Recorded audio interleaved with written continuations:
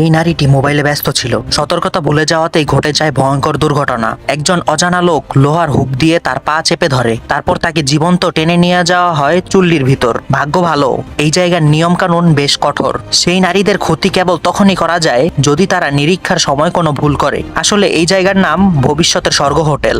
এখানে কাজ করা সকল কর্মী গ্রাহকদের আদেশ বিনা প্রশ্নে পালন করে। যতই না কষ্ট হোক বা ক্লান্তি থাকুক না কেন, তারা কোনো অভিযোগ করে না। আর এত কষ্টের বিনিময়ে তাদের পাওনা শুধু এক গ্লাস পুষ্টিকর জল। তারপর তারা ফিরে যায় কারাগারের মতো একটি ঘরে বিশ্রাম নিতে। এই কঠোর জীবন পদ্ধতির একমাত্র উদ্দেশ্য গলায় বাঁধা নিয়ন্ত্রণকারী রিং খুলে ফেলা। তাদের কাছে জীবনের সবচেয়ে বড় চাওয়া হলো সেটি। একদিন এক নারী তার দায়িত্ব পালন করে ফিরে আসে নিজের গলায় বাঁধা রিং খুলে ফেলবে বলে। কিন্তু তখন সে আতঙ্কে দেখতে পায় যারা তার আগে কাজ শেষ করেছিল তারা সবাই মৃতদেহে পরিণত হয়েছে, ছিন্ন ভিন্ন করে ফেলা হয়েছে তাদের। ভয়ে তার প্রাণ বের হওয়ার মতো অবস্থা। তবুও সে সাহস করে অস্ত্রোপচারের টেবিলে বসে পড়ে, মাথায় একটি হেলমেট পরে নেয়। পরের সেকেন্ডেই ঘাট থেকে রিং খুলে ফেলার পর তার শরীর একেবারে নিস্তেজ হয়ে পড়ে। তারপর লোহার হুক দিয়ে তার পা বেঁধে ফেলা হয় আর তাকে ধীরে ধীরে নিয়ে যাওয়া হয় পূর্ণ ব্যবহার কেন্দ্রে। আসলে তারা কেউই মানুষ ছিল না, তারা ছিল এক ধরনের সার্ভিস রোবট। এক নির্দিষ্ট সময় পেরিয়ে গেলে তাদের পুরোনায় গলিয়ে তৈরি করা হয় আবার নতুন করে। এভাবেই এক